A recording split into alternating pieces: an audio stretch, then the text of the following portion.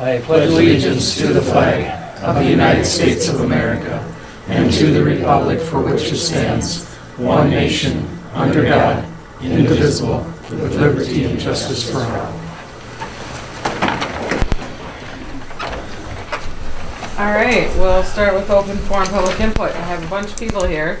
Is there anybody who wants to speak? This would be your time to speak. We'll discuss the items later in the meeting, but that won't be discussion time. So if you have something you'd like to say about the topic you're here for, please go ahead. I'll start. Okay. I just don't want to put my back to anybody. For those of you that don't know me, my name is Patty Titsey. This is my husband, Jason. Our daughter, Mackenzie, is a senior here at Parkston High School, and she is part of the softball program. And we are here tonight hoping that you will fund the program. At the last meeting, Jill, you said you wanted to be fair to the programs. To me, that translates into funding them the way that the other programs are funded. Do I think that they should be handed a blank check? No. But I do think that they do need and deserve some funding. The girls so far have purchased their own uniforms, which run about, I think they were about $125. My daughter has had her uniform since she was probably 14 or 15 when she was eligible to play for the 18U team in the summer. So it's not that they would be asking for new uniforms every year. Like I know some of the programs do get new uniforms every year, or every other year. I helped provide transportation for the girls last year, and I am willing to do that again this year because I don't think that that responsibility should fall on a 17 or 18-year-old high school student if there are not enough coaches or parents to drive. So I'm just asking you guys to keep an open mind because in a few years I'm pretty sure that baseball is going to come and ask to be sanctioned and funded. And if they would get funding before our girls' programs, I think that would send the wrong message to our young female athletes. So that's all I have to say. Okay. Abby or Aaron, do you have anything? My name's Erin. For those of you who don't know who I am, I'm help coach volleyball in the softball program last spring. Just to kind of echo off what Patty said, it's really hard to start a new program in general, and then with the funding problem, and we have worked really hard and done a lot of fundraising.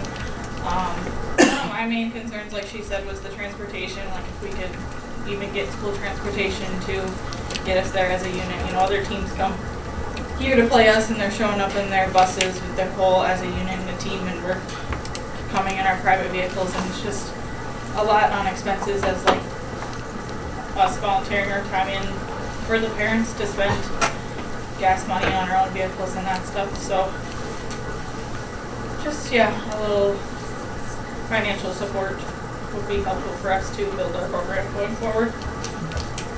And I'll just add that none of us had taken anything, even gas money, as coaches or we didn't give Patty any gas money this last year. Everything we had went to umpires and those things. We have done some fundraising that we have in case we need it and stuff, but I just feel like that those two things, the umpires are expensive, and then gas and transportation for the girls, I think, are a necessity. Because we use the city's uniforms, correct, right now? No, the girls have their own uniforms. Okay. We bought those and passed on the ones we had from the city because our numbers are growing and they needed more jerseys, which is a good thing. Okay. So in place of that, instead of buying more, jerseys for the young girls, we went ahead and bought our own, knowing that we were gonna try and form this team and stuff. So we just added new ones on this last year. So I bet there was maybe 10 we had to order from the ones we already had the year before. Okay. And that's something too, looking down the line. I mean, it says Parkston not Ethan Parkston. I mean, it'll be nice to have, uniforms that show our truce co-op here before too long. I would say, the ones that have them now, like when it's time to buy again, like we shouldn't be buying the same Parkston ones anymore. Okay.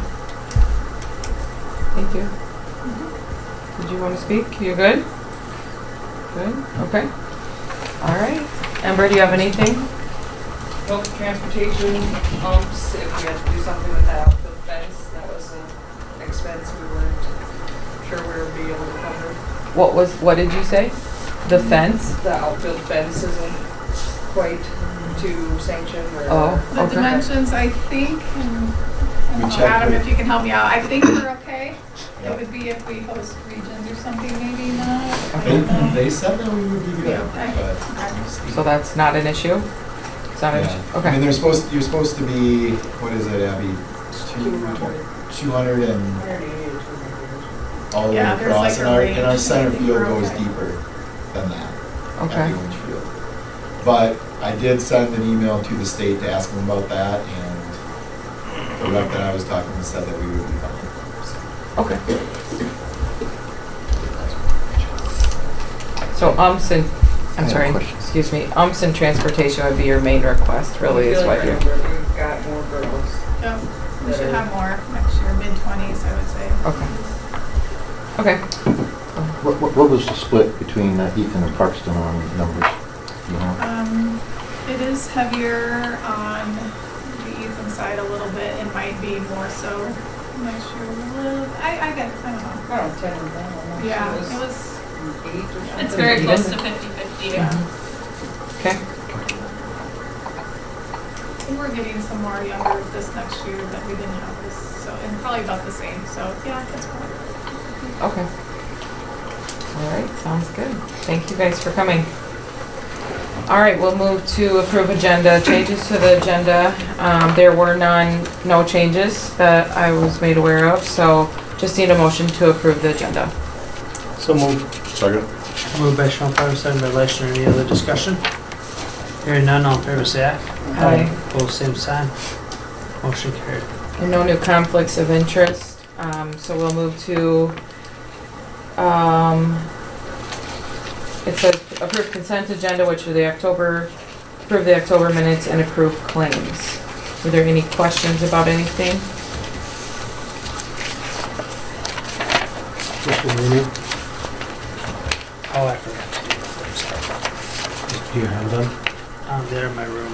That's fine, just before we go. Yep. Yeah. We started Yep. that practice of, Signing off. from an auditor's suggestion that we Okay. have more than one eyes on the bills, so. Yeah, question? Yeah, Craig had a question. I just didn't know what this stood for, but what's HUDL? Huddle subscription, Yeah, it was $9,500. What is it? 9,200, isn't it? You're correct. Yeah. So, what is that? It's the 2 cameras that go in the gyms that are used to record the games and stuff for anything that goes on in there. We can record. It's a school-wide, it's for all sports. Volleyball uses it, wrestling uses it, basketball uses it. It's a subscription to a software program that captures anything that you do from a recording perspective. So even practices, coaches can use that, most utilize that to go look at practices and looking Game for film specifics, interactions. Kids could use it for Techniques. recruiting or something too, if they wanted to Mhm. use some of it as a. We tell kids to watch film, that's what they go and watch after we capture that. And from a game perspective or practice. And $700 of that is coming back from one of the programs. They wanted an additional thing, that's why it's larger this year than last year. But they're paying for that out of their own pocket. And I saw Parks and Electric had a $9,000 or $10,000 bill. Was that different things? That's our CTE. grant. CTE grant stuff, Oh, okay. That was my question too. yeah.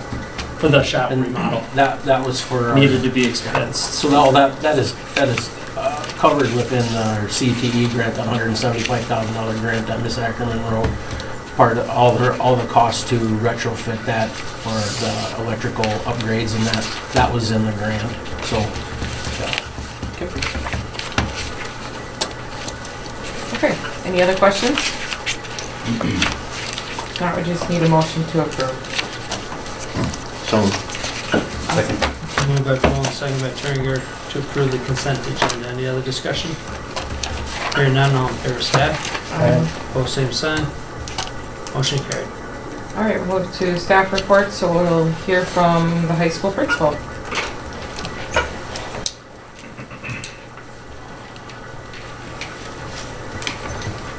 Good evening, everyone. Just kind of go through a couple things. One of the main things being a couple things we've done in-house would be a couple weeks ago, we had a guy named Donovan Tolbert come in and talk to the entire student body, grades 5 through 12. His main message was kind of about how to overcome obstacles, set some goals for yourself, speak them into existence, and take some actionable take action on actually achieving the goal. So thought he did a really, really nice job. I thought it was a great message for our students. He then also met with a lot of the leadership team for grades 8 through 12. Anybody on student council or class officers is kind of who we pulled from. I thought he gave another great topic to kind of support his first one, and then talked with the staff that day. So we really had a great day with Donovan, and was thankful he came, and thought he did a really nice job. Had the Veterans Day program today. The school kind of took it over, but kudos to Mr. Mickinen, Mr. Huber, and Mr. Jadozzi. Thought they did a very nice job of organizing in our junior class as well for helping orchestrate it and run it. Chorus and band did a good job performing as well. So nice job. The school kind of helping take that over, and I thought it went really, really well, and was a nice way of honoring the veterans today. Co-curricular programs, some things we've had going on. All-State Chorus, about 2 weeks ago, we had 8 students go to All-State Chorus. 4 they got to perform, and 4 that were alternates. They got to practice all day on Friday and kind of see how it all goes down, and they came back loving it. They said it was an amazing experience. Oral and Terp, I guess I don't know if we talked about this or if you remember, but instead of doing a spring play, kind of replaced that with Oral and Terp / one-act play. Mrs. Andre is running the 2 of them. So the first time we've had Oral and Terp in a while, and it's gone really, really well. And so they went to Mitchell last Wednesday, and they qualified 5 people for regions, first year doing it. When you look at, I went there and watched after I'd been part of a DW Ed Rising event, and a lot of these kiddos that are qualifying are juniors and seniors. And we had 4 7th graders and a junior make it. So, Mrs. Andre is very positive about how, that bodes well for our future in Oral and Terp, and did a really good job. So hopefully we'll get a couple more from regions to get onto the state level, but it was kind of fun to watch them in action, and it's kind of neat because you see a different side of some really quiet kids. But congratulations to Riley Heinrich, Mason Travis, Kennedy Keipel, Lena Bush, and Lexus Fleshner. They're the ones that are heading to regions. On that same day, as I mentioned, Ed Rising went to their first event of the year. If you don't remember, Ed Rising's it's a co-curricular program for kiddos that are interested in getting into education. And we try in a 2-year period get to all the university campuses for Ed Rising event, but we always go to DW because they have a really, really great one, and it's right in our backyard. So that was a great day. Kudos to DW, and we had 9 students go, and they came back really high on it. So hopefully that we continue to kind of build that momentum towards getting some education majors from our ranks. FFA, they got state LDE coming around the corner. They will have been there and done that by the time we have our next school board meeting. I think tonight they're kind of doing a showcase tonight here at the school as we are doing this right now. So they're kind of rolling with that. So all of our programs are up and rolling and doing good things. So other than that, it's been pretty smooth. One last plug, because we're 2 weeks away from the Build Dakota Roadshow coming into town on the 26th. That is 2 weeks from tomorrow. So, any questions for me? How about just a little elaboration on that, Mr. Knickle, and there's some people here that perhaps don't even know what that Build Dakota won scholarship, and then what is the road show. So clarification, if you would. Please. So the Build Dakota Scholarship is a program that the state has put in place where essentially you can, a student heading into college or technical school could kind of sign a cooperating agreement with a South Dakota business, agreeing that if they pay for their education, they will give them X number of years of service afterward. And so this Build Dakota Roadshow that's coming in essentially is going to kind of just introduce the program and educate everybody, both students and any community members that want to come in that are interested in possibly working with that cooperation there.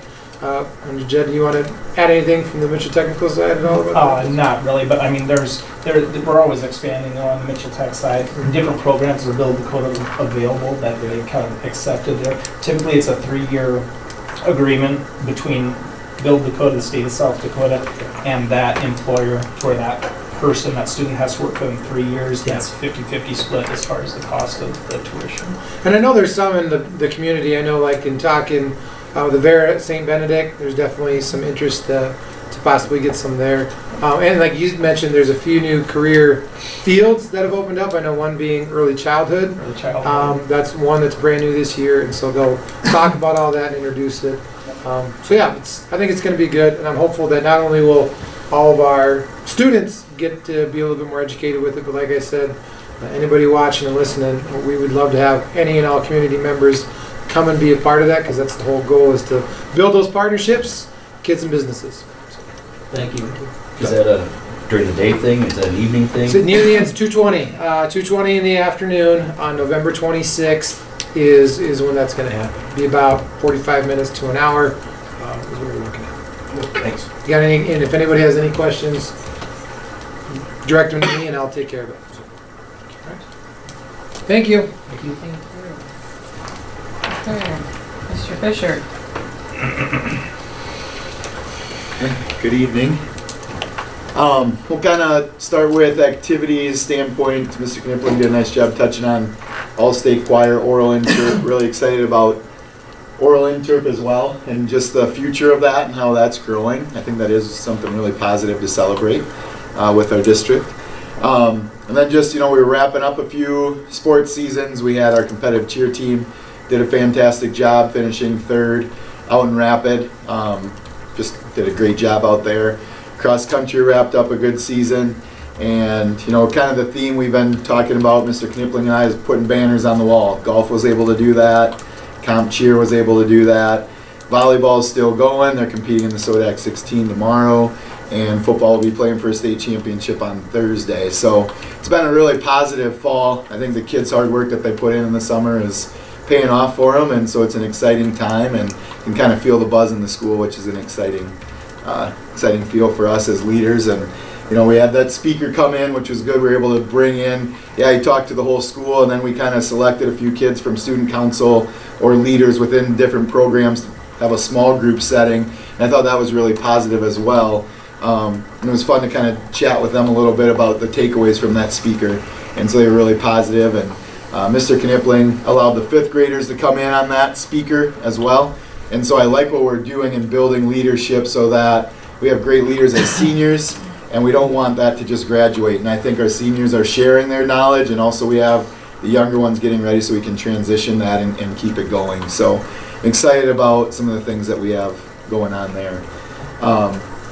From a school perspective, I think one of the things I wanted to talk about is Ms. Kafka was nice enough to allow some of our 4th grade students to come into her classroom, and they made some fry bread, which was, they had a great time doing that. We were talking about different cultures and different things within that. But again, it's that partnership. What I love seeing is some of the older kids being able to show what they have learned at a high school level with 4th graders. And those 4th graders were on point, on task, ready to just soak up all the information from the older kids. And so I love some of those partnerships that we're getting going within the classrooms. I think that's been a really positive thing happening. And so that's one of the things I wanted to share from elementary perspective. I think our teachers are trying to find ways to connect with the high schoolers, and the high school teachers have been amazing to be gracious to help with an English paper or invite them into the classroom to make something or whatever it might be. So I feel like that's a real positive thing that's been going on.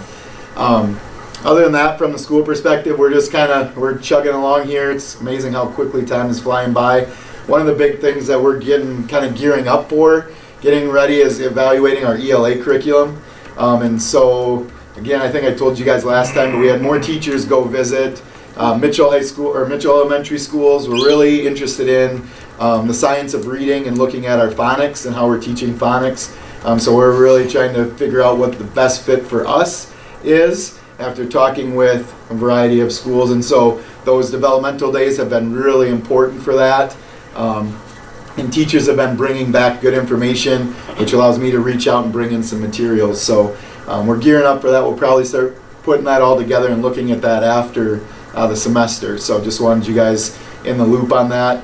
Next week, I'm going to take 2 days and go up to T to spend some time with them and some of the things that they're doing within their district. And so I'm excited to kind of see some of those things happening as well. So I think there's a lot of good things happening, real positive, and things are flying by. So that's kind of what I got for right now.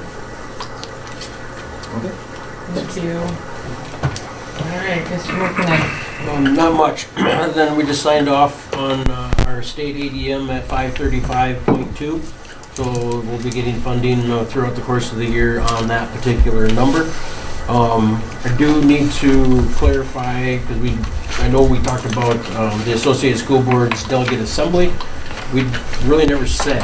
And Jed, I know you couldn't go, and I don't know if anybody else wants to go, but I haven't filled out that form because I didn't have a name. If there's any interest, I'll put somebody's name down. If not, we'll move on. So, and it's that What day? November, same weekend as State volleyball. 20, 21, 22, somewhere in there. So, Should put my name in. okay, thank you, appreciate Is that. it like a Friday? Or what is it? Yeah, it is a That's the Friday. 22nd. It is a Friday. Yeah, November 22nd. Okay, I'll fill that out. So, Mr. McNiven, yes, just a sir. question. Yep. How do you get a .2 of a good student? Good question. We slice them until we get a tenth of them. I don't know. So we have some alternative instruction students that do come here and take a particular course. So a percentage of their enrollment when they do that helps where you get the tenths that play a role in that. So that's where that comes from. So it's a good question. So item C, just the election results. You know, we really talked about initiated Measure 28, and obviously that got defeated pretty solemnly and handily. But I do want to put you on notice, and this is not a political jab on one side, blue, red, Democrat, Republican, and it doesn't matter. I can tell you what is already coming out of the federal government with respect to President Trump's agenda as far as public education goes, and it is going to start leaning towards privatization of education. In fact, he's even made mention that the Department of Education at the United States level will be obliterated. He will get rid of the United States Department of Education if he can get that through. And it will be redirecting federal dollars and any public dollars that he can towards private schools, charter schools, things that are not from a public perspective. So just something to be aware of as this whole thing takes shape as we move forward, you know, within the next 4 years about policy that impacts public education. So I just wanted to let people be aware, because I wrote in my notes, didn't think it would have much an impact on education in the state of South Dakota. Well, I got to take that back, because the things that I'm getting through our AASA, which is our national organization as far as schools, and our lobbyists at that level, there is grave concern right now as far as deterioration of public education. So we'll see where it goes. Other than that, the last thing was the CTE grant. I just wanted to touch on that you brought it up, John, about the expenditure on the electrical, but the plasma table arrived. We have the cobot in there, the 5 downdraft tables. You know, it's starting to take shape. It's something to stop in and see, and perhaps, you know, if we can get out of here at a reasonable time, for those that want to go see that shop space, that I can take you down there. Don't mind the mess, and that's part of my conversation in a later agenda item is the mess, you know, and just the availability of space. we use that shop, and I suspect that that shop has been used for quite some time as a dumping ground. And it collects everything from that does not get used because we didn't have a whole lot of storage. Even with the new facility and the storage spaces that we created for that, we're in the process of organizing all that stuff to see what we can warehouse with the resources that perhaps even in the shop. But we're trying to create classroom space in there.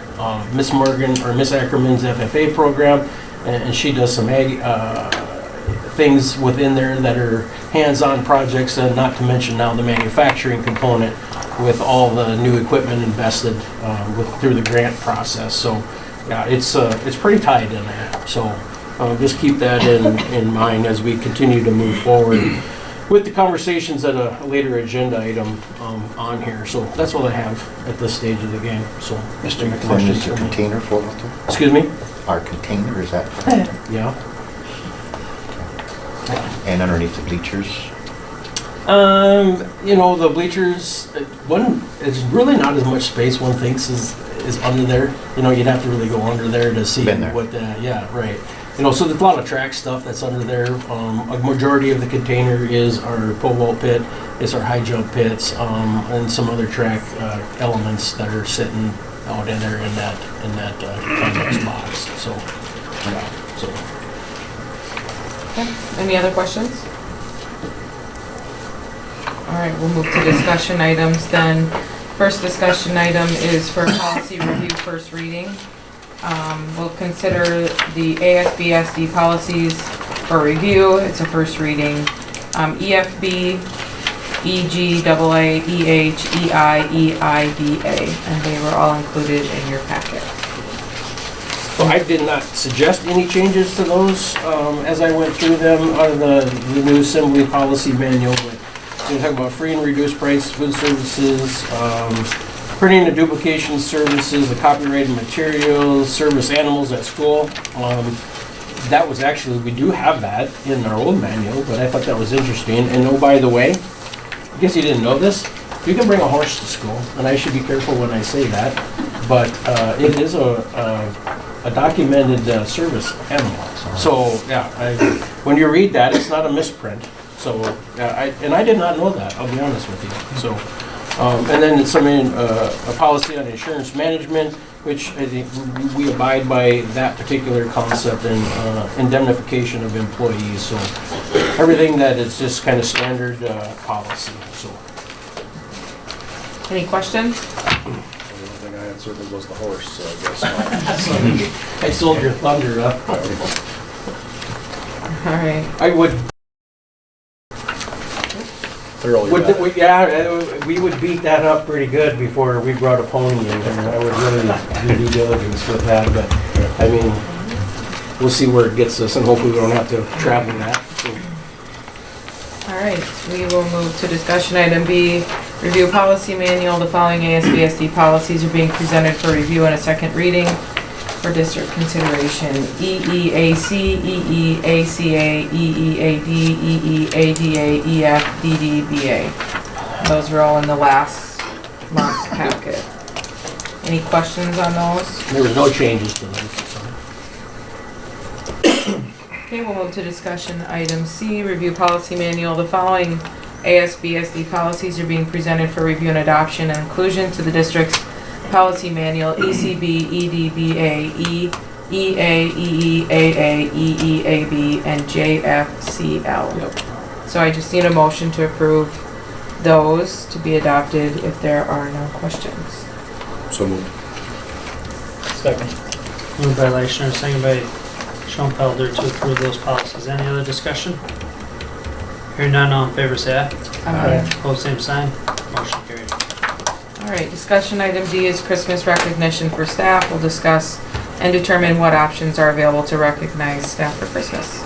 I usually like to have this conversation and somewhat when nobody shows up, so the staff's a little bit surprised, but we have staff that are in I won't the say building, anything. so. Last year I put in the notes there that we did reach out to a colony, one of our colony schools and colony partners, and we provided a gift box to our staff, and I got good views on that as far as, that was awesome, it was nice, and a lot of thank you cards for you guys as well. So just the notion of recognizing staff at Christmas, something that you want to do there, and that's really why I put it on there, because next month is Christmas. So we can start working on some of that. We could go gift box again. There's things that is Parkston bucks within the community. If you want to go to a different vendor or spread the wealth, so to speak. PFC, I've worked with past vendors in my other positions as well, and working with like a Parkston Food Center to get everybody a ham or a turkey or something like that. So I'm open for suggestions. I just wanted to make sure that we're all in agreement if it's something that you still wanted us to pursue, and we could do the homework on that. So that's really what it's about. So Yeah, if that's a good needed, idea. I'm looking for a blessing, I guess. So That sounds like, go ahead. okay. All right, we will move to discussion item E, Armory Locker Room Sanitary Sewer Concerns. We'll discuss concerns of sewer backup and failures that have occurred in the month of September and October, along with an idea and quote for sewer repairs. This is, I don't even know what to tell you here. A huge concern. And it has nothing to do with the new addition. We were having sewer problems within our locker room facilities prior to that facility being built. But what I had anticipated has come to light. And that's taken three different vendors, basically rotor-rooting that, jetting it. 2 of them took cameras, and in both of those instances, the old cast iron, which is either 46 or 48 years old, on the inception of that armory facility, even though the new locker rooms was redone, it all ties into cast iron. And it leaves the building in cast iron. So imagine what 48-year-old cast iron looks like with sewage that has run through it for 48 years. So there is significant failures in that cast iron line. Where I've seen on camera, I got the pictures of there's gaping holes in it, and there's one portion of it doesn't even exist anymore. So where's all the raw sewage going? It's stockpiling. Therefore, when you got products of all kinds going through that particular sanitary system, things are getting plugged. Things are getting backed up to the point where we've had our local vendor here 4 times now within a month, plus our neighbor to the north, vendors unit, and now this particular other vendor that I've been in contact with is trying to find a resolution.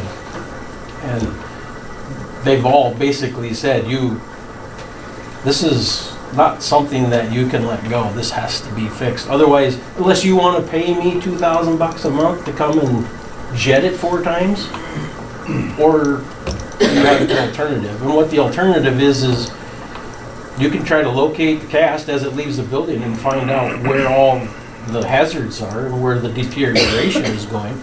But now you're bringing a backhoe into the building. If you can get a backhoe in the building, and then you're going to bust that new floor up that you just put down, because it does run out through that commons area. And I know for a fact, because I've seen it on camera, it's a free fall from where we start. It free falls down to 4 foot. And then it's got a 90 at the bottom of it, and then it starts working its way out. So you're going to dig a trench no less than 5 foot in order to find the cast iron. So envision that. With a backhoe in the commons, digging dirt at least 5 foot down to expose an old cast iron line that is beyond repair, other than replacing it. So this solution I bring to you tonight is from a company called SD Lining Solutions, and some of you have probably heard of it. There's a whole process, and if you want to know what it looks like, you want to know how it's done, go open up a browser and type in SD Lining Solutions, and he's got a video on there as to how he does this. It's a demonstration. Essentially what you're gonna do there is find an access point, which by the way, they're gonna have to dig a hole. They're gonna have to bust out concrete, find where they can get into a point, and then start lining that old cast iron with a new epoxy solution that is gonna solidify inside that old cast iron. They'll rotor root it first. My question is, what if you bust it up even any more, or even more? What if you create more holes? Because this thing is a nasty looking, it's got chains on it, and it's got RPMs behind it. I mean, it's doing some damage. You know, so he said that's typical, especially what we're doing. Schools, he said we worked with 8 schools last summer. He said this epoxy, when we push that through there, it will seal those up.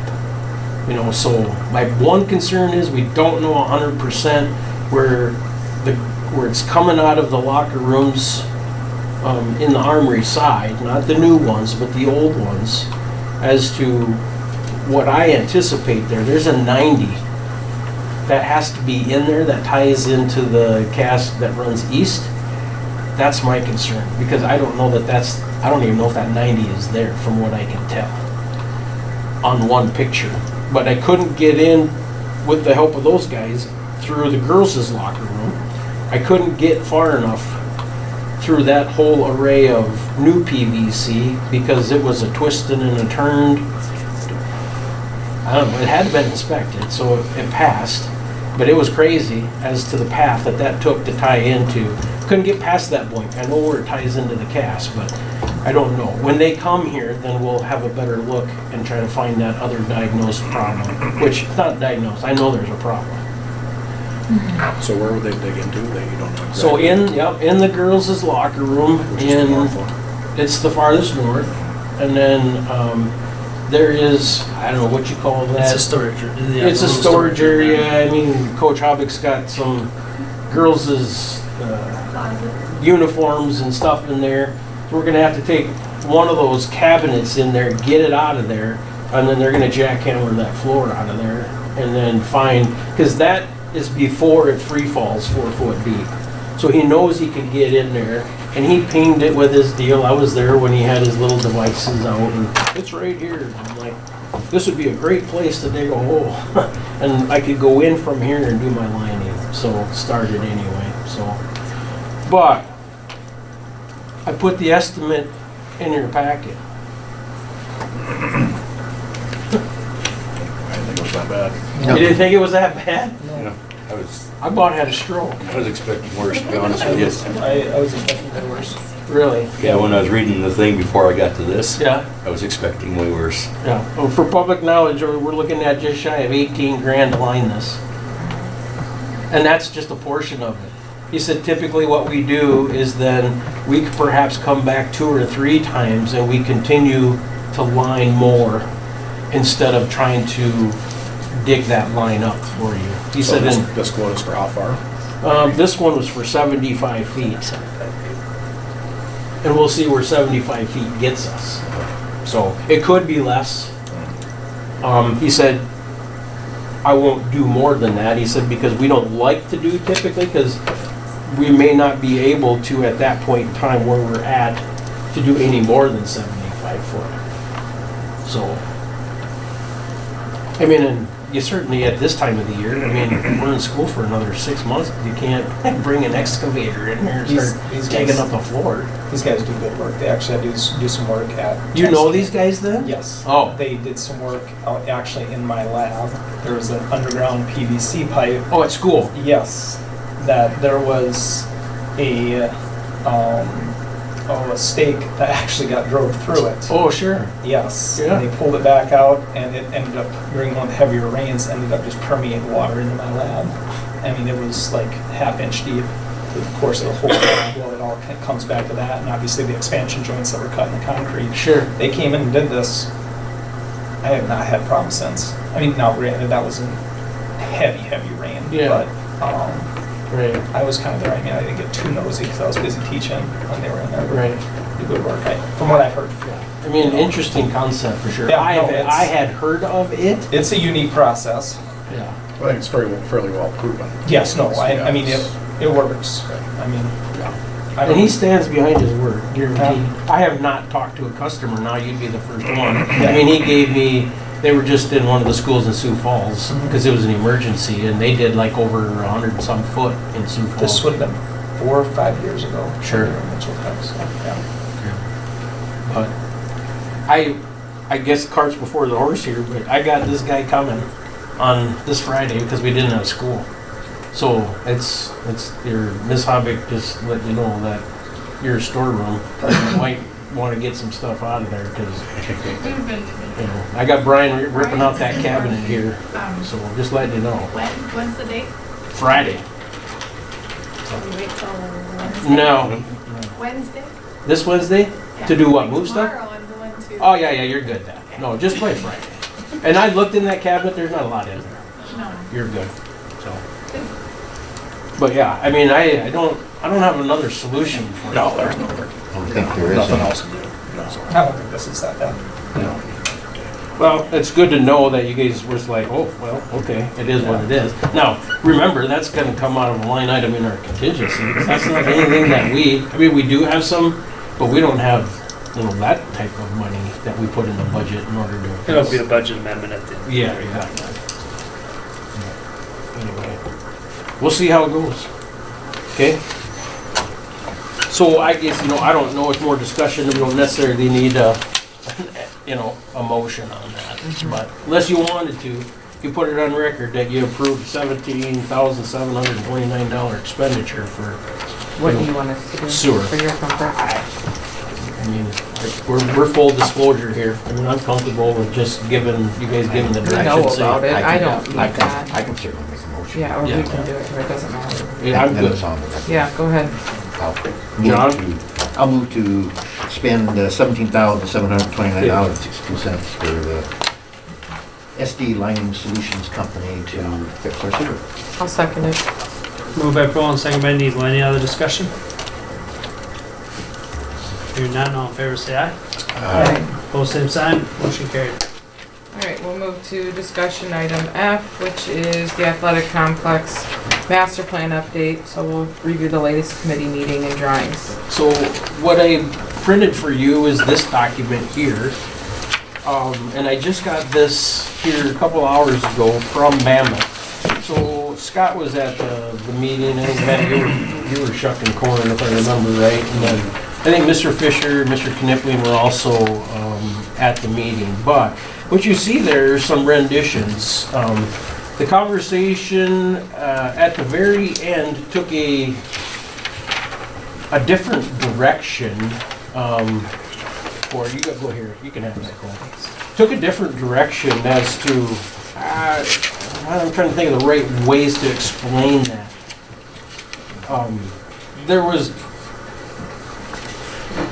some angst within what we were going to do to that north part.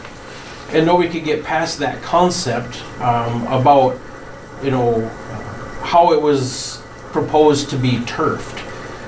Well, it took one of the Mammoth gentlemen to basically make a suggestion, is because it was interference with the space that was out there. Part of that is you know, the practice surfaces that we have that are to the north from a football perspective, running our jamborees, things like that. Well, his suggestion was, well, why don't you turf, if this goes through at some point in time in the future, why wouldn't you turf your football field, your playing surface? Well, that, correct me, Adam and Cole, that opened up Pandora's box. I mean, the discussions really started flowing, and the development there, what you see then to the north, became a lot easier to have those conversations. The one thing I would say about those renditions is trying to get different age levels of activities from baseball and softball. Those fields look the same, the infield, and that's the only thing that potentially would be turf. But we did make one of those fields, it doesn't disclose it on that rendition, but one of them would be larger. The infield would be larger. So you could play a softball, you could play Little League baseball, you could play Little League softball on it, varsity softball on it, but then you could host a 13, 14, 15-year-old teener or youth program or even a Legion game on that, because it would have the 90-foot base paths in it as well. So definitely the conversation started flowing after that. What is unique, if you keep turning in your packet, there's a very last page there. They also made the suggestion that if you turfed that football field at some point in time in the future, that you can use that football field for softball as well, even though it lies inside of a track. So you could take opposite corners of that football field, that if you look at that last page, it has a home plate kind of concept on there.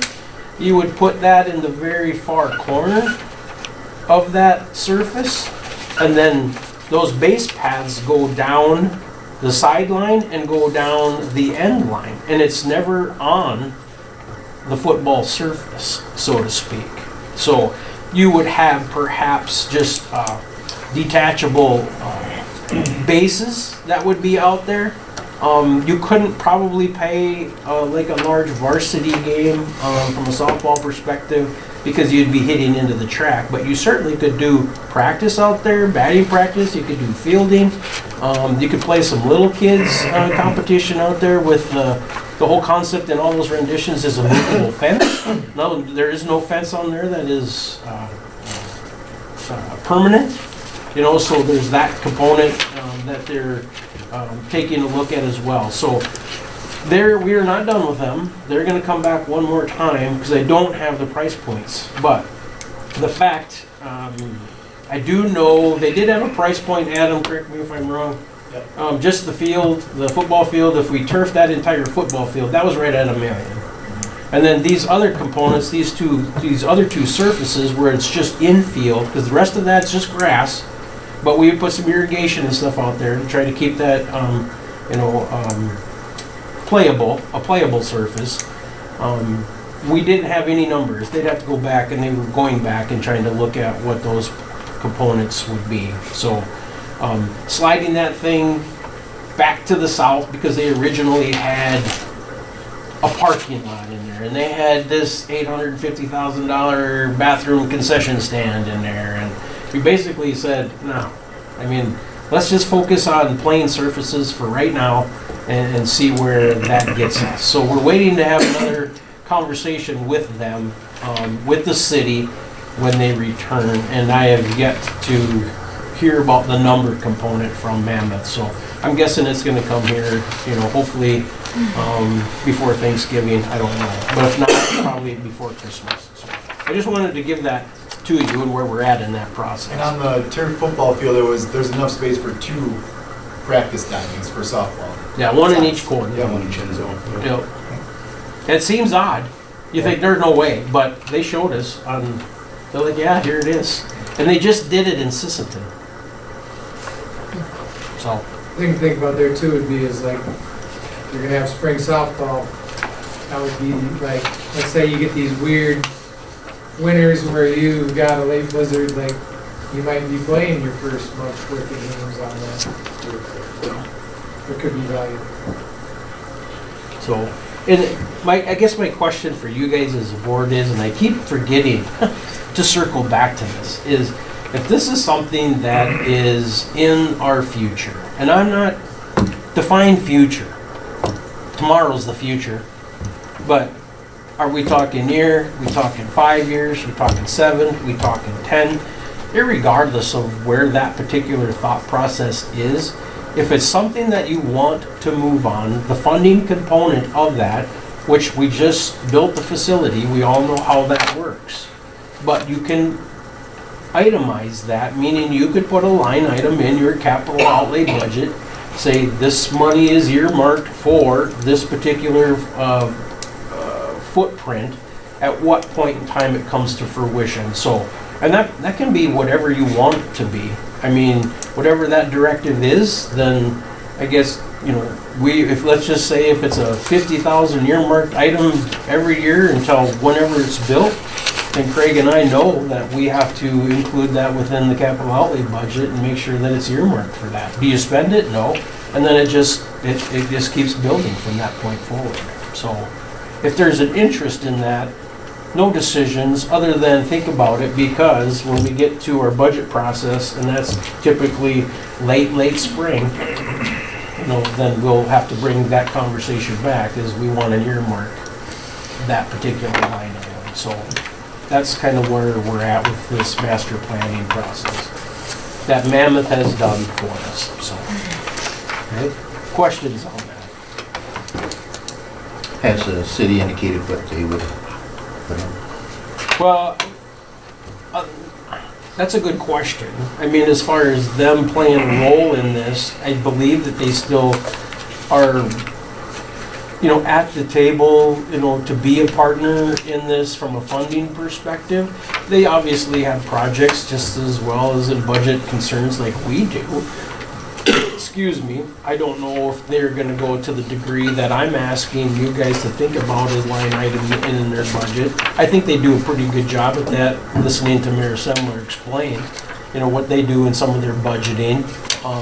I think there's still interest in that. And when we got to this component, then there was even more interest in that, because then it really just became about, give us a plane service and that's it. So, and then they were like, yeah, this is the route we want to go, which it totally makes sense. Because now on the plane, on that on that game surface, then you can do everything. You don't have to worry about practice. You don't have to worry. You can go out there as a marching band. You can go out there and play softball. You can play soccer. You can take, PE classes out there. It's just much more viable, a lot more opportunities to do that. So. Okay. Okay. Thank you. All right, we'll move to discussion item G, which is funding of all extracurricular athletic programs, including girls softball and girls wrestling. We'll review program costs, information relevant to the programs, and the district sponsorship costs associated with full funding of the two activities. I guess just to kind of set the stage there, and obviously that's, we heard Dixie speak and Aaron and Ms. Hoddick speak about that. So, and John, I think this goes back to a question that you posed last month about district philosophy as to how to go about, these programs that are new to the district. And it's not just our district, it's new to the state for sure, and how to go about doing that. I've been processing that.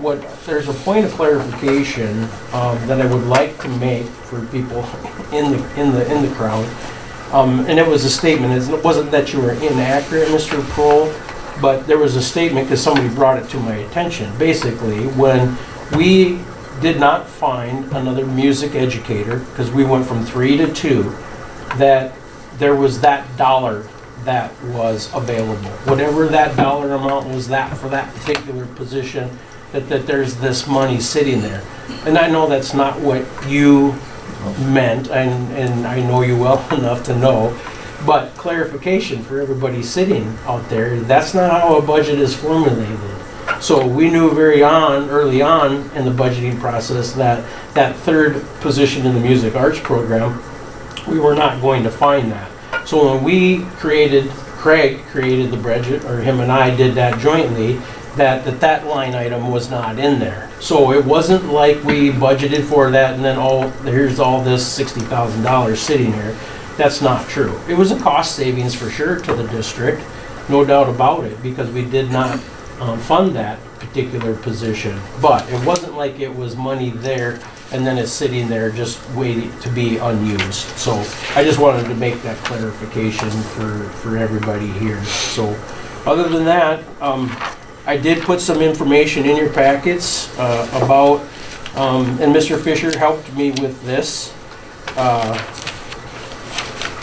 And I think you got some softball numbers from neighboring schools. We put the projected girls wrestling numbers that we talked about, or was at least in the packet last month, as well as what we expend on the wrestling program for the males. And then a proposed potential maybe schedule, at least for the girls wrestling program, if that comes to fruition. And then light items for extra duty salary schedules as to how we create those columns as far as paying people in those positions that are running those programs. So I did also include in there information, I think had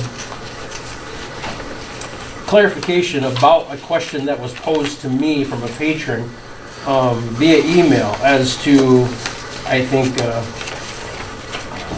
also maybe a perception or misinformation that Ethan's got a free ride in all this, that our track cooperative and our cross-country cooperative and our boys wrestling cooperative and now the girls wrestling cooperative, that Ethan gets to do all this stuff and they don't have to pay a dime. That is not true. Never has been true. Ethan's at the table in this now. What I cannot clarify for you, and I suspect some of you don't even have an idea and an explanation for this as to how it was decided, when it was decided, as to how some of these expenditures are divvied up amongst the two school districts based on each in particular program. It's different. There is no consistency, in my opinion, as to cross-country does this. Well, cross-country and track are very the same.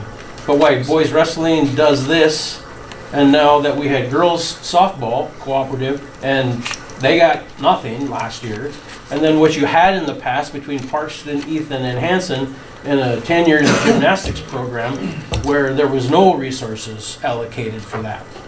So it's all over the place as far as the districts that are involved, us as Parkston, as to how those resources are divvied out with respect to funding those programs.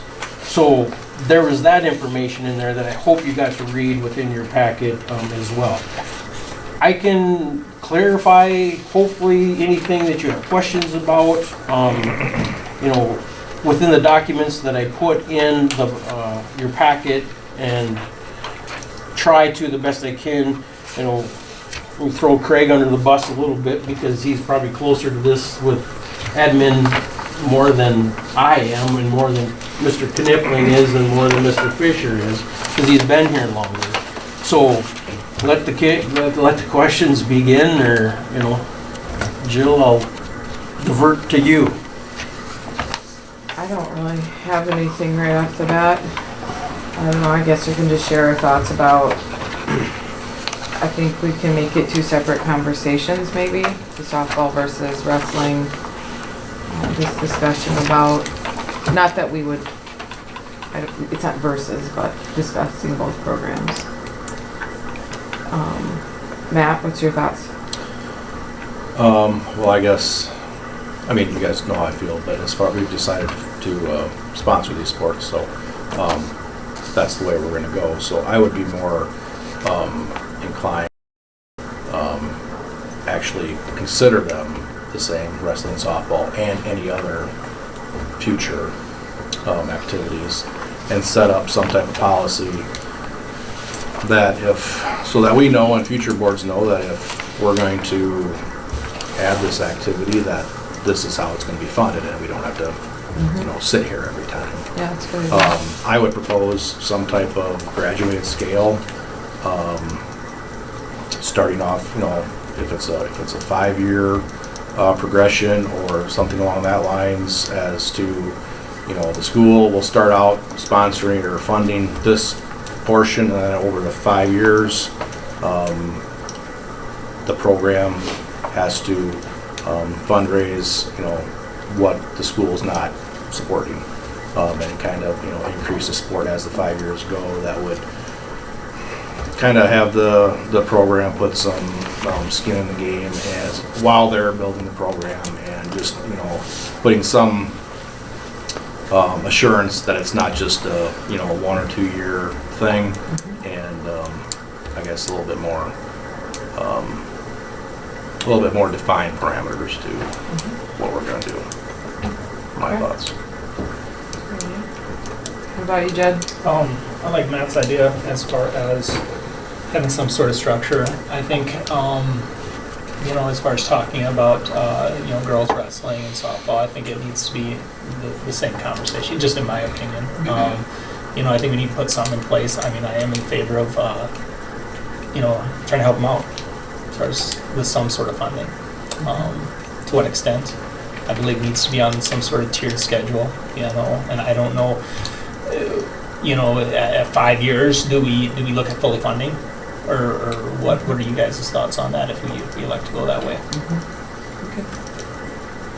Kind of like gymnastics, it was the last time, gymnastics had to fund themselves and work at it and build the program, and actually puts a lot of skin in the game before we decided to to fund it or whatever, to truly show that they wanted to make this work. And I think I agree with that. So I'm fine with making a donation or whatever to the program, whatever that amount be. John? Well, I'm sure you guys know where I stand. We look in this room and we look right around this table, and including Mr. Bruning and Mr. Micknen, including 3 other board members here, they have kids in sports. Presently, they're funded. Jed's isn't funded because he doesn't have kids old enough, and certainly my kids are graduated. But so at this point in time, the board members here, as well as 2 administrative people, have their kids funded totally. And we have some kids that want to get into a program, 2 programs that ultimately want to be part of the group, want to be part of the school district here. And I think what we're maybe missing here a little bit is that if you look at the girls wrestling, if I see the stats correctly, it's almost half and half. So it isn't that we would fund all of it. It would be shared. So if we have a $7,000 cost projected, it's like $3,500 to the school district. I don't think that's horribly pervasive that we can't afford that.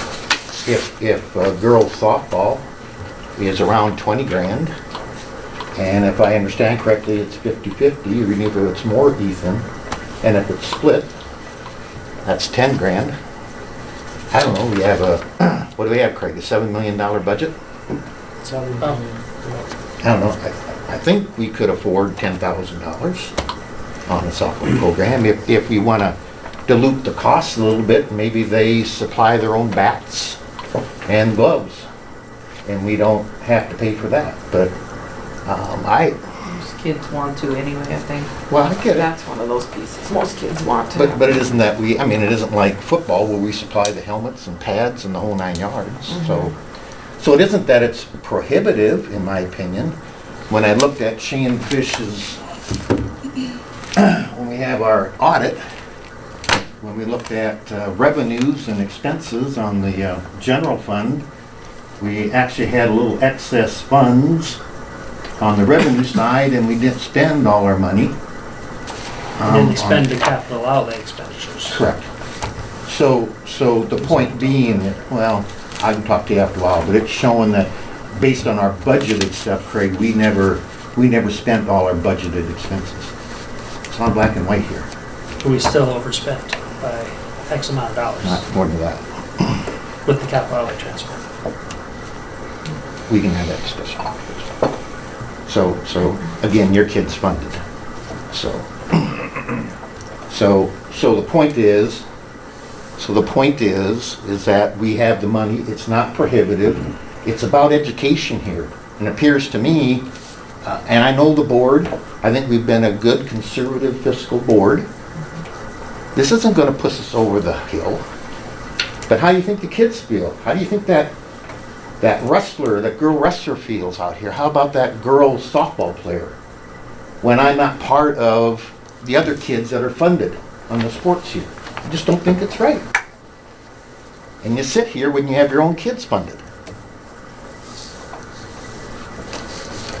So that's the truth.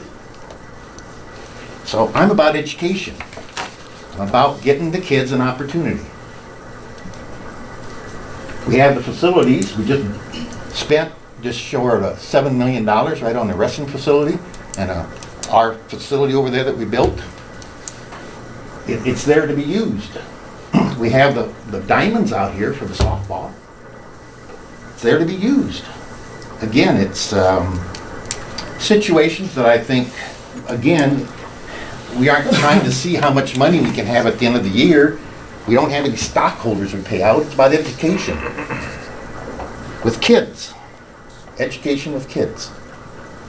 So, I think we ought to be funded. It's not a prohibitive amount of money. Do you think that this is correct, this projected cost? Because when I look at boys, I mean, I realize there's maybe a bigger group and there's more coaches and some other things, but I mean, if that's what this is the budgeted, is that for the boys wrestling program, the Doesn't budget? include busing. So Doesn't? Not in that Busing's on another sheet. on another sheet there, so you have to add the two. So together. this says $25,681, is that correct for boys wrestling? Budget. Yeah, but I'm just asking, is that, am I reading that right? Is that what this means? Right here? Is that what that means? Yep. No, it's got. Okay, Let me so see it. I can't, it's hard for me to believe that 7,172 would be correct for girls. and- Officials, repair, travel. Figure bus costs, because that was just if we take a van. The transportation isn't even included in this. This one is for, this travel component is staterooms Oh. and vans, but that's not Busing. loading a bus on a particular weekend and going to winter That's on this second sheet. for, Okay. that's on that one.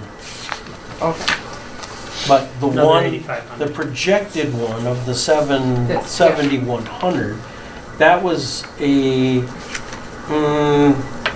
compilation of perhaps estimated Just a guess. cost based on what these particular items that were, there's probably less Going. kids here anyway than there are there. it has nothing to do with kids, whether you got one or whether you got 50. Those are the estimated projected costs of the girls' program if we do it based on what you see here. There's no, what the difference here is in this estimated cost, there is no coaching here. There is no retirement, there's no workman's comp, there is no, This head coach right here. by fault, yeah, one head coach, but no assistants. So, yep, Yep. I would agree with you there. And on the officials, the repairs, So that's the only singlets. because we're hosting something, whereas in this situation, we're not No, yet. This- Maybe someday, but not right I now. don't figure any hosting costs. no. Yeah, okay. I mean, and even that, this is more along the lines of, tell me, Adam, how many coaches within our boys wrestling program? Three One paid, had right? Two assistants, two Right. paid assistants. One head coach, two paid assistants. Yep. So all these other documented line items in here. These are not counted in this because they wouldn't need to be, right?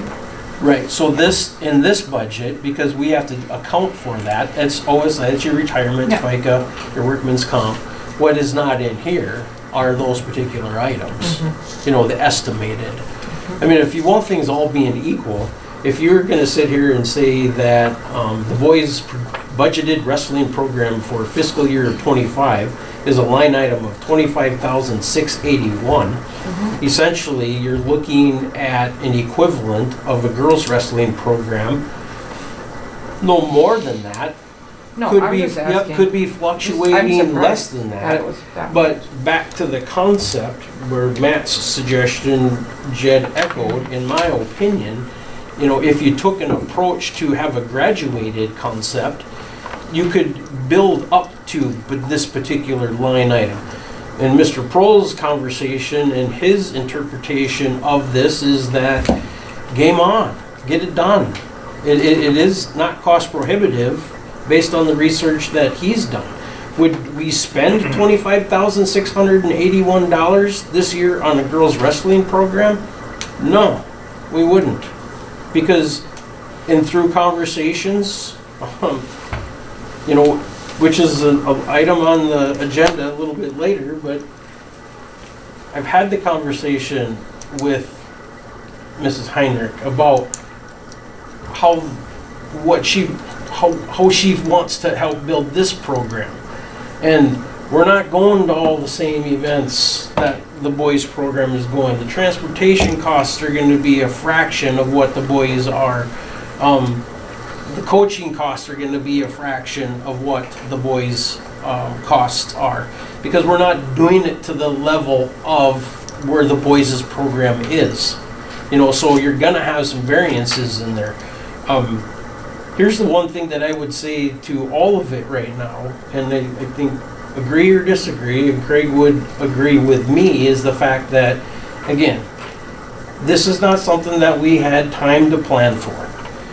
We did not, in our budget development for fiscal year 25, we didn't put a line item in there for girls softball, and we didn't put a line item in there for girls wrestling. Now, is that the end all to be all? No, it's not. Because what we do at the end of any one given year, come end of June, we have another board meeting, and wherever our budget is out of whack, we will supplement those line items based on where we fall short. And that can be done in a variety of ways as to how you supplement it. So that's our job as administrators to present to you as to how those best decisions can be made. But it isn't something that was budgeted for. Like I said, could you make that expenditure? Could you pay for whatever the bills tend to be through both programs at the end of the year? This is what it cost for this program, this is what it cost for this program, knowing it wasn't in your budget. Can you do that? Yes, you can. It just takes some moving of dollars at the end of the fiscal year in order to do that. So, your conversation, I believe, is two suggested pathways as to perhaps maybe partial. I heard the word donation to both programs, as to create a structure, a phase-in kind of an approach to that, versus flat out, yes, fund it, and let the chips fall where they may, and that falls on Craig and I's head to figure out what the money is. Because if that's what the board's decision is, all good, all respectful, have no problems with any of it.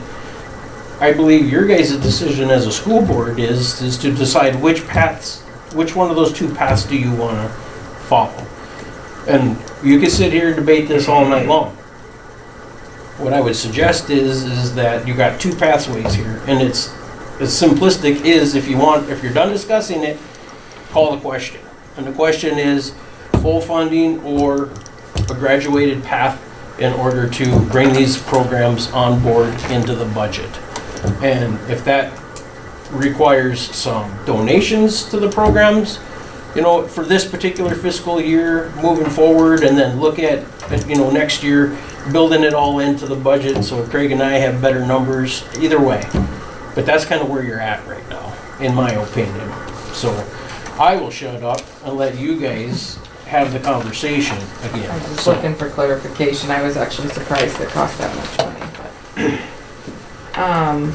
I guess I don't, I mean, I want the teams to be able to compete, and I mean, I know that softball already has had a successful season and did a great job and worked really hard to get things that they needed to make sure that they had a good season, and the girls, I think, had a good time and, I mean, did a good job. It seemed like I unfortunately didn't get to go to a game, but it sounded like everything went good. I would not be opposed to funding both programs right off the bat, just because I feel like with wrestling, it's not like if it doesn't work out, we don't really lose anything next year if you for some reason wouldn't have a program. I don't know. I mean, I feel like, and even with the baseball or the softball portion of it, don't really think we lose out on anything if something were to fall through and we don't have a program any longer. So I would be in favor of funding both programs as well. Half of it, or, I mean, obviously our half. Yeah. And then Ethan. Yeah. Is that Sharing something that Ethan is on board with? Okay, That's a that's caveat. a whole nother topic, Mr. Schoenfelder. So I cannot 100% sit here and tell you right now that the Ethan School Board is going to be halvesies on this. Because it was originally in both programs, but I did talk to Mr. Hawkins today about what was going to be discussed tonight. In fact, I talked to him more than once. I talked to him last week as well. That perhaps that this was going to be a conversation that was going to be vetted at the Parks and School Board tonight. And he said, yep, no problem. He said, I will let my school board know that that is the topic of conversation. Whether it's a line item on their agenda, I don't know what he did with that. But is he aware that the conversation is going on and understanding that if we move to that, here's what's missing in this. And again, here's what's been missing to some degree in the cooperatives is very detailed, specific cooperative agreements as to how this is going to be funded and how it's going to be distributed equitably. And if there isn't equitably, in the document that I gave you, that I put in here, just for clarification, don't ask me where it came from. If you want to look at track, number 2, the expense of the uniforms is split 33/66. Ethan pays a third, Parkston pays 2/3. Bus costs to track meets 50/50. 4 coaches, including head and 2 assistants. That was the original. And next year, 3 coaches and 3 from Parkston, 2 from Ethan.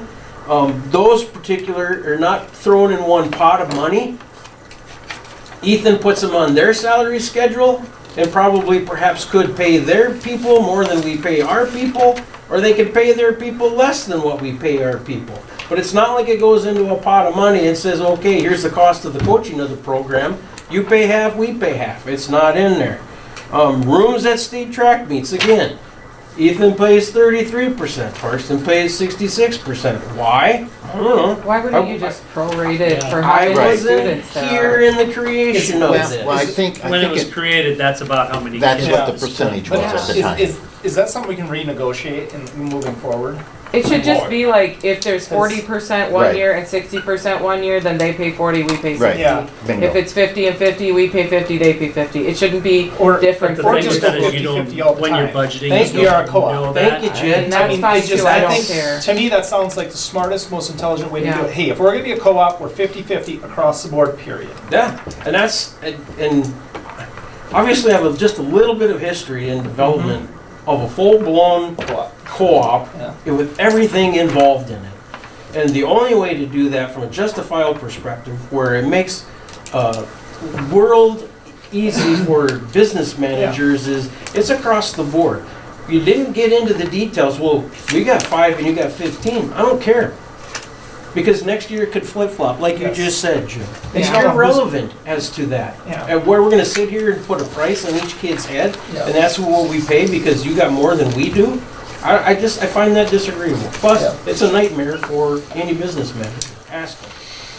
So, yeah, I mean, can it be negotiated, renegotiated? I suspect I would have some work to do. I would have to go sit down with Tim and say, hey, here's the deal. I mean, we did that for the gymnastics program. And I worked with Jim Bridge and I worked with Tim Hawkins about, hey, this is how I suggest we do this. They were fully on board. So your gymnastics program is now equal thirds across the board. You add up all the expenses, your third, your third, your third. We all write the same check. Done deal. I would be in agreement as long as it's 50/50. Right, me too. I would too. So, I mean, my only question, all right, we are obviously setting a precedence moving forward. E-gaming is on the horizon. All right, we're gonna have baseball at some point in time. I mean, moving forward, is our plan just to fully fund everything as it comes about? I'm just throwing that out there. Yeah, Because, I mean, it is absolutely. Pandora's box, I will tell you. And that's where, You Matt, know. correct me if I'm wrong, I don't know, you speak for yourself, but you want some sort of clarification from a policy perspective, so we don't have to sit here and have this conversation Yes. every time a new sport dawns the door. And that's where you're asking for, give us some insight as to what this is gonna be, so we don't do this. Am I correct in that, interpreting what Yeah. you said? Yes. So, whether we do that independently or we do that cooperatively, you know, that, I think that has to be spelled out, Jen. I mean, it has to have some documents in place, policy procedure as to how this process goes. Because, are we gonna sit here and have the same conversation when baseball comes, Yeah, perhaps in 2 years? Yeah, Or when esports shows up? yeah. You know, because you're right, it isn't very far away. The fact, the first esports tournament is coming up in the state of South Dakota, South Dakota High School Activity Association. Sponsored, so. But, that's a yeah. great question. I mean, I disagree, Mr. McKinnon. I don't, if tennis comes up, for instance, Right. I wouldn't be necessarily in favor of that, because we might have to build tennis courts. So it involves a whole Sure. different situation, We could rent courts up in Mitchell or somewhere, just like Yeah. we do gymnastics. and that could be a discussion then. Yeah. So, So what I hear you saying is that it doesn't necessarily have to be lock, stock, and No. barrel for every Yeah. sport. No. So, yeah, I mean, Yeah, I do think everything is singular, like, Yep. you just don't know how much effort you're gonna have to put into every program. Like an esports program would probably be really expensive, cause you'd have to get the technology behind it, or, you know, I don't know, I mean, I think they would just look at this expenses and how many students wanna compete and what possibilities you have. I don't know, I guess I feel like you I'm do just playing kind of have devil's to advocate on discuss the whole thing. it. I mean, I don't know. I mean, I'd hate to say we're just gonna approve no, anything. I don't. I don't, that doesn't no, feel good. I agree. No. I Yeah. agree 100%. it's a good question, though. No. Food for thought. But the question at hand, funding these two sports, that's what lies before you right now as a school board.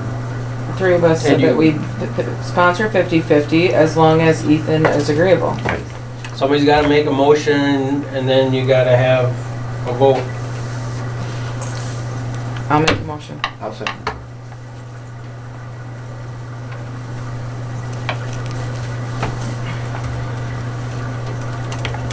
The motion does have a contingency that Ethan is paying Yes, they have to 50/50 though. 50-50. All right. Yep.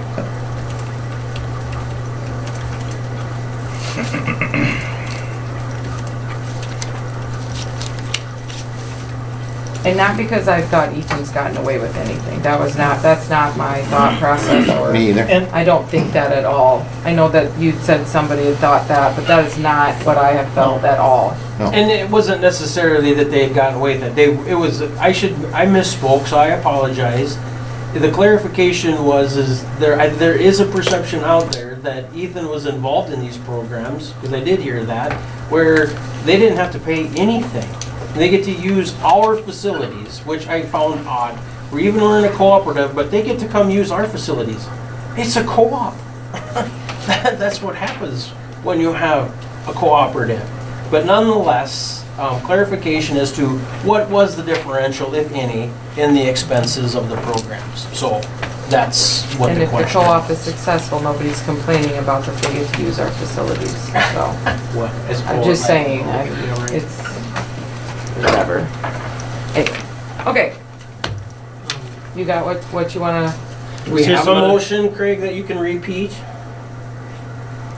What is it? Okay, so if we do that, we do need to open up negotiations as far as funding for the coaches, because those aren't line items in our teachers' negotiated agreement. So what's your question? The question is, do you have to open that up to add that to the activities schedule? What line item do you bring them in at? What is the base price you're Yeah. gonna put a first-year coach With their length, comparative on our extra because duty none salaries? of our coaches are the same, because it's all based on length of season. Right. That's what I said, even in your track and cross-country program is, we pay ours, they pay theirs, Yeah. right? But we still, even from our perspective, That's what I'm Yeah. asking, the funding portion of it. So then, does negotiations have to be opened back up because of that? Because they're not a line item in. in order to place it on the extra duty salary schedule, which lies within the negotiated agreement Yes. master contract, the answer to that would be yes. In order to get all the work done. Order to add it to that Yeah. salary schedule, we would have to work with the PEA, give them that line item, and wherever it goes from there. Yeah. So, So I've got to fund half of girls softball and girls wrestling as long as Ethan School District is willing to fund the other half. I made the motion and John seconded. Do we have an up to number, or when we say fully fund, that isn't a blank check, is it? Well, that's where we can't figure that out Yeah. until we negotiate. That's why, Can't. that's where I my mean- brain was Yeah. when I asked that question. We have the numbers in front of us, so probably like somewhere around 4,000 and, right? yeah, so this particular, because wrestling does exist, wrestling boys is in here. So you have in years 1 to 4, a first year coach. In years 1 to 4, a head wrestling coach is going to make 9.74% of the base salary. So our base salary, 47, 5. 47,350 or something. 47.5. That's what the legislature made us do that, right? I don't remember, it's up top of our head. Yeah. So take 9.74% times, Which should be the first line over there. First column. yeah, 9.74%. Oh, you don't have the one that prints out the No. dollar. I didn't have the dollar amount, sorry. That's what you were Yeah. referencing. mine I don't on have the side, yeah. that. So whatever that amount is. In that I think it's around context, 30, I would guess 38 to 42, somewhere in that range. $3,800. 38 to 42. Split the difference and go forward. But what is not clarified on this, because it's not, we didn't have it, it doesn't exist, would be a softball stipend in the extra duty salary schedule. And part of that is okay, what is the equivalent to?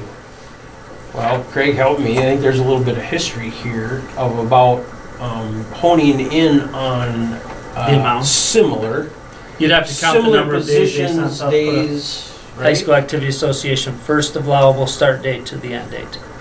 That's how they're all based. So you find another sport that That's is similar to that. Yep. similar to that sport, and that's where you start your baseline from. Yes.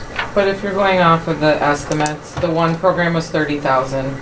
So take it, that's maybe 15 and the other program, and then this would be about 4,000, right? I mean, if we're doing off of estimates, he's asking about how much that's gonna cost. Yeah.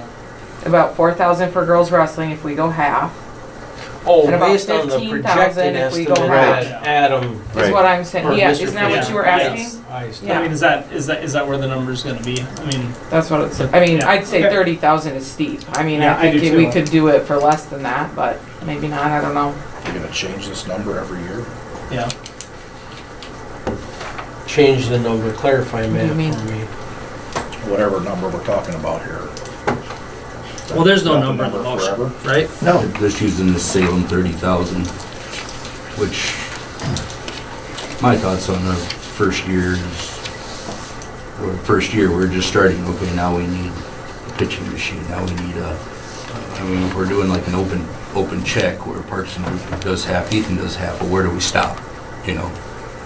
Do we need, you know, I guess that's why I thought make a donation for the first year, 2 years, and go from there. I guess I'm not 100% on board with, like I said, having an open check where whatever the bills come in, we pay half and Ethan pays half. well, the board approves expenditures, right?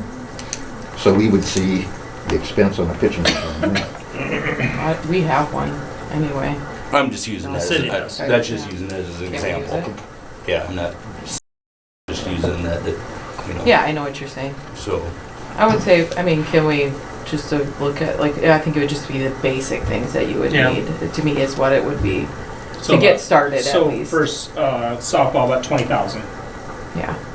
And most of that's probably gonna be, So uniforms 10,000 and coaching, And travel. yeah. That, hang on a second. Before we So they get will too be far taking ahead of ourselves, we have to make sure Ethan's gonna agree. Yeah, no, that's without a doubt. So, yeah, I mean, you have estimations on softball startups. I mean, you saw everything there from soup to nuts, from what Salem did to what Bonham said they did, what Wagner-ish did, and then what Avon did. You know, so there's a $20,000 difference between 10 to those. 30,000, yeah. Yeah, those schools. So clarification from those, I mean, a couple of those first two actually have itemized, as to what they did expend, on it. Is like whole hog. Yeah, Yeah, for sure. Jeez Louise. And Avon didn't give the breakdown on what their costs were, nor did Wagner, even though they had those line items within their budget. So, the question as to whether it's a blank check.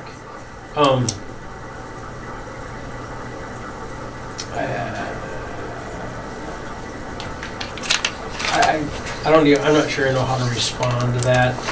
Is it something that you get full, how do I say this?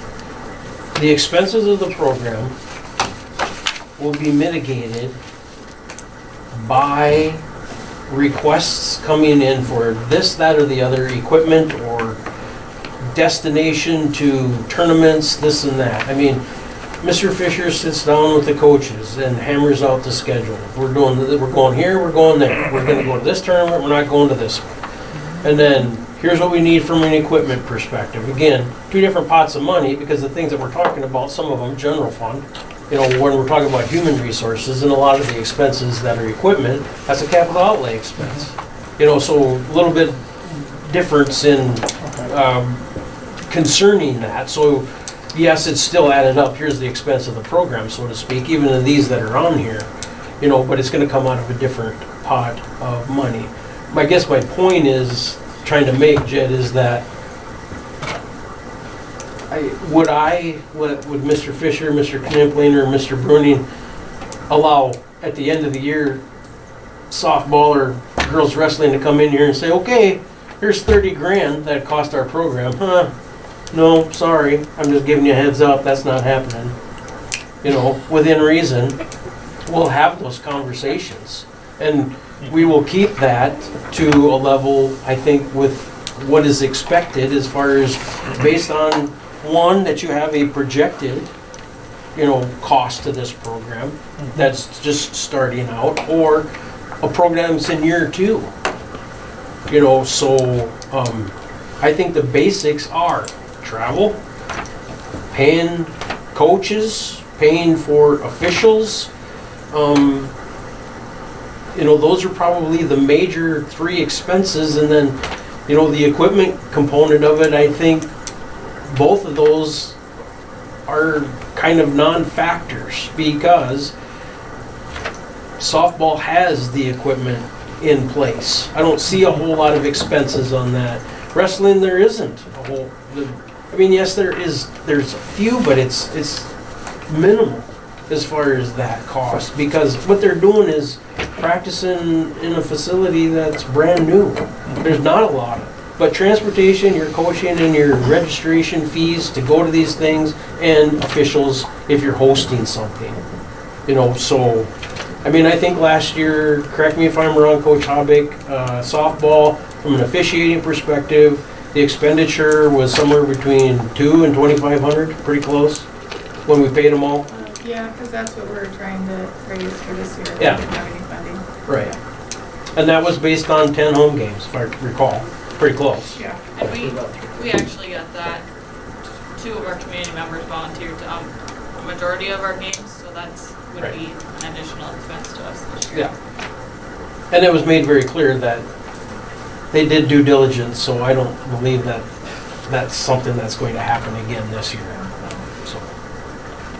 So open check. can I give you a price? No, I can't. But if we can be specific as to say, well, okay, this is an allowable expense, you know, the board will incur that cost. I mean, within reason. Like we probably do for any program. It does, it's Right. exactly I mean, it's right. not any different than. Right. Okay. Because it's a line, excuse me, I know we want to be done here, but Adam and Craig, you can speak to this, is they have to go through a process and submit a request, correct me if I'm wrong, capital outlay, and our administrators say yay or nay. Agree or disagree? Yeah, requisition, yeah. So they have the ability to say no. We're not doing that, we're not buying that, we're not going there. Okay. You got what you needed, Craig? So I read it, Yep. to fund half of girls softball and girls wrestling as long as Ethan School District is willing to fund the other half. Mm-hmm. Anything else you want in there? Okay, so Jill? I know I you're got done moved by listening. Neville, second by Frohl. No, before here, I want to know, because we'll be back here in a month. And if I have the conversation with the Ethan School District and they say, tapping out on this deal, not doing it. We went into this, we say, no. These two programs, they're on their own accord. Because that's the way we initially went about doing this. So what's the answer to that question then? I feel like. Or wait till it happens and me Like- bring it back to you in December and have the conversation again? Yeah. Okay, that's Yeah. all I wanted to know for Let's do that. clarification purposes. I'm fine with that. I just wanted to know. Okay, roll call vote, Jill, Yes. John, Yes. Scott? No. Jed, Yes. Matt, No. motion carried 3-2.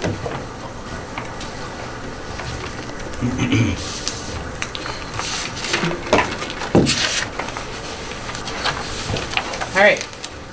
Move on to discussion item H is maintenance storage facility needs. The school board will discuss the necessity, ideas, and budget expectations for the development of a storage facility.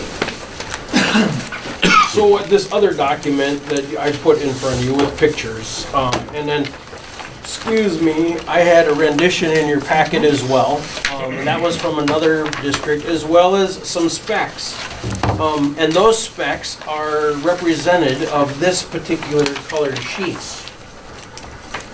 So the question at hand is, now that this project is wrapping up, basically we have, I suspect, one more pay request coming from Pitts to finish out that project. And there will be a little bit of retainage on that for the simple fact that if ARS ever shows up to take the two panels down that has the Trojans, Fitness center.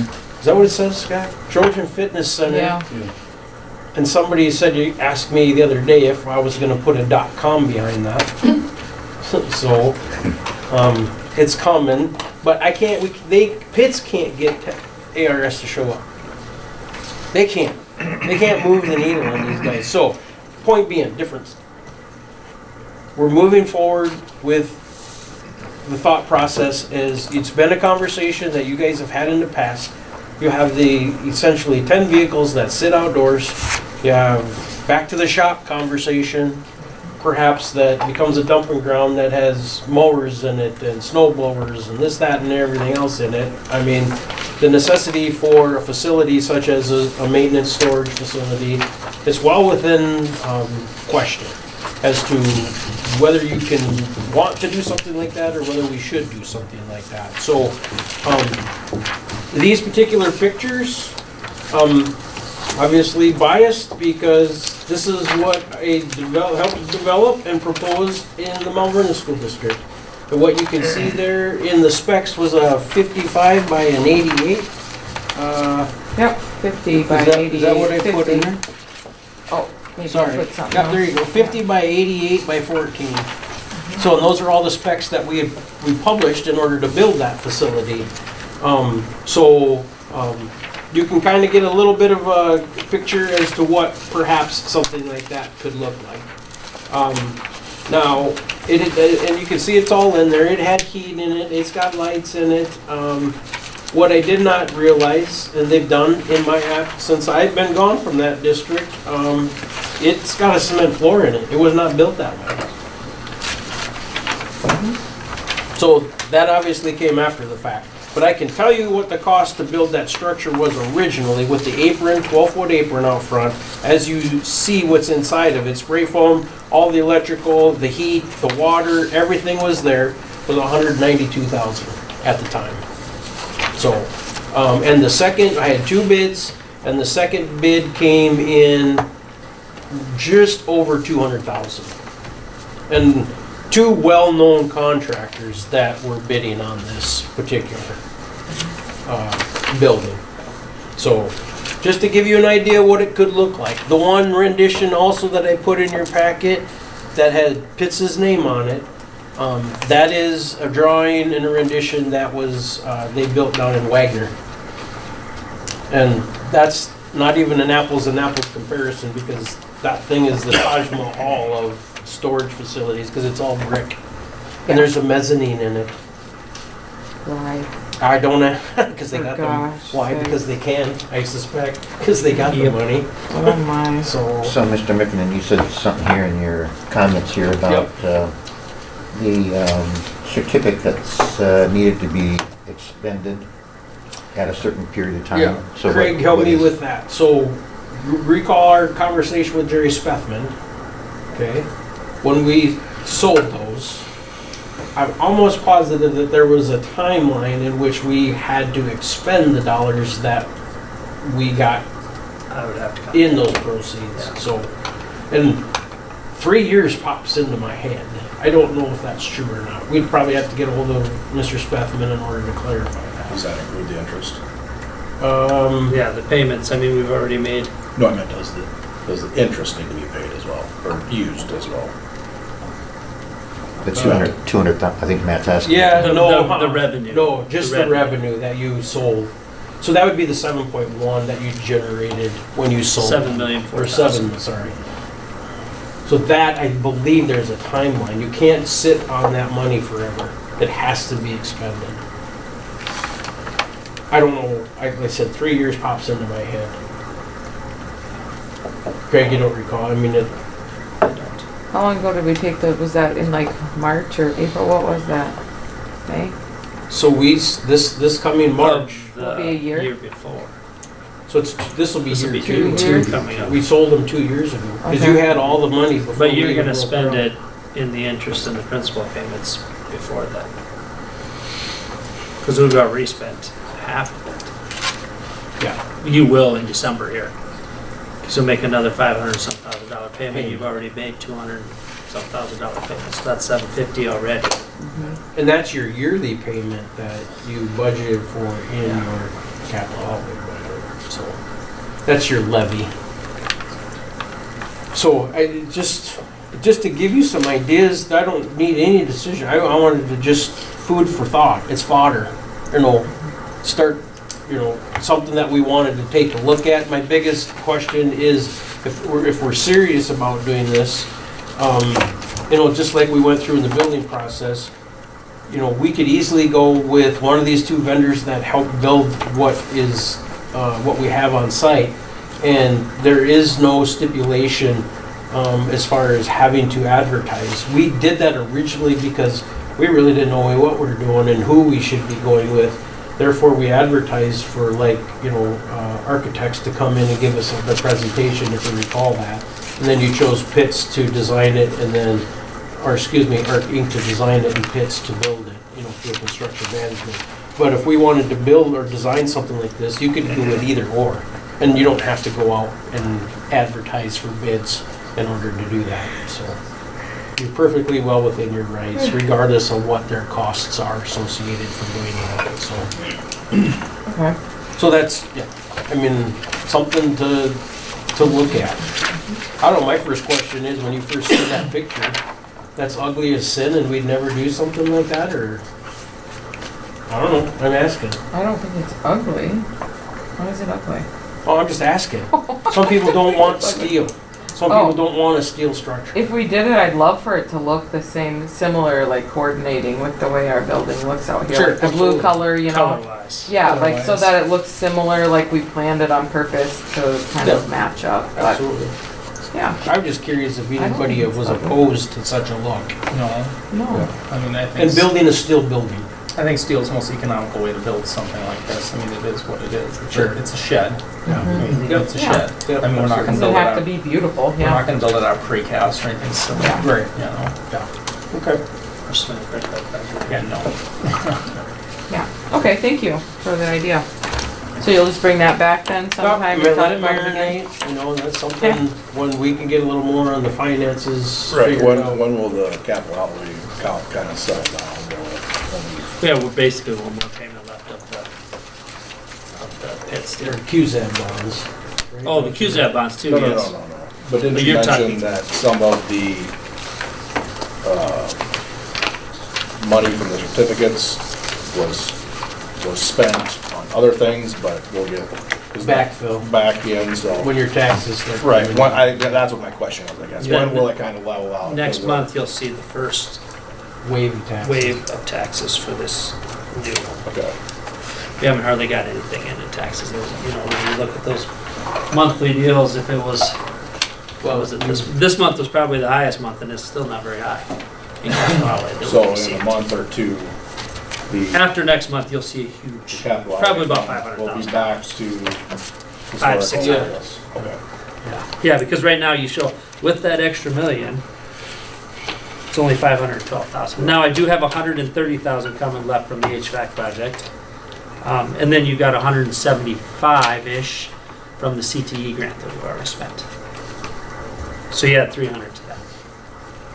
And then we'll have the pipe repair, which is that amount plus all the damage repair, so that'll be 30,000 probably. Yeah, wow. Yeah.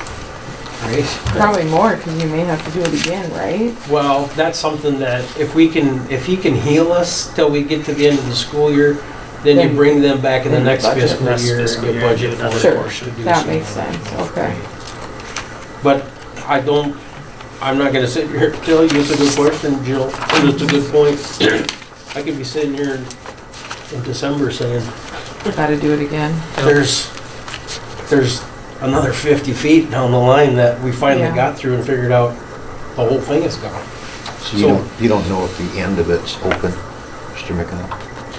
It flows, so it's heading east, yep, outside the building, through the commons area, and it heads towards the parking lot, and then it's capturing a main that then goes off Kinney Quarter off to the little lagoons out there. But outside the building to that particular, there's a manhole that sits over there. I can't 100% tell you that whole thing, Is when open? we get past the points of irritation, What's the rest look like? it's pretty good. I mean, we can get flow. Where the point of irritation is where we keep getting buildup. And like I said, there's a variety, and I'll just let you ponder what products you can imagine that are in there Sure. that's causing us grief. How further outside or inside the building that's down the line that maybe there's still more issues. I don't think it's there, because once we blow those irritations out, we usually do pretty good for a couple weeks. Weeks. And, well, we had the problem because we were The new heavy, area. I'm sorry, but we were heavy in girls' activities for 2 solid weeks. And it was back to back, back to back to back to back, that we had these guys here because of those particular activities happening. And we did it in a week, and a week later, they were back. And then another 5 days later, they were back because we kept on having Sure. Back. activities of that particular. Okay, Sorry. that's fine. Okay, Anyway, all right, so we're good? I'm just gonna think about that. All right, we'll move on to action items. We'll approve financial reports, we'll review I think you meant October financial report for What did I discussion. say? You said August, but I think Sorry. you meant October. Yep, I'm sorry. That's okay. Did anybody have questions about that, or Craig, you have anything you want to share, or, okay? Any questions? Anyone? Okay, I just need a motion to approve then. So moved. Second. Moved by Pearl and second by Leishman to approve the financial statement as presented. Any other discussion? Hearing none, all in favor say aye. Aye. Opposed, same sign. Motion carried. All right, we will move to action item B, which is to approve the head girls wrestling coach contract. And I would like to move that, make a motion to move that into executive session. I would second that. Move to table it till after. Okay. So moved by Nebo. Second by Chantal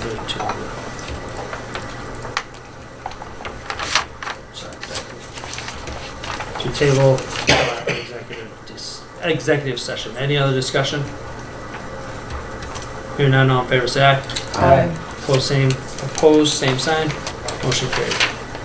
All right, that was the last thing on the agenda, so you guys need a break, or are we good? Can we move right into executive Let's session? roll. Okay, we'll move right into executive session. Guys, what was the number? 585.2. 5:35. I thought you.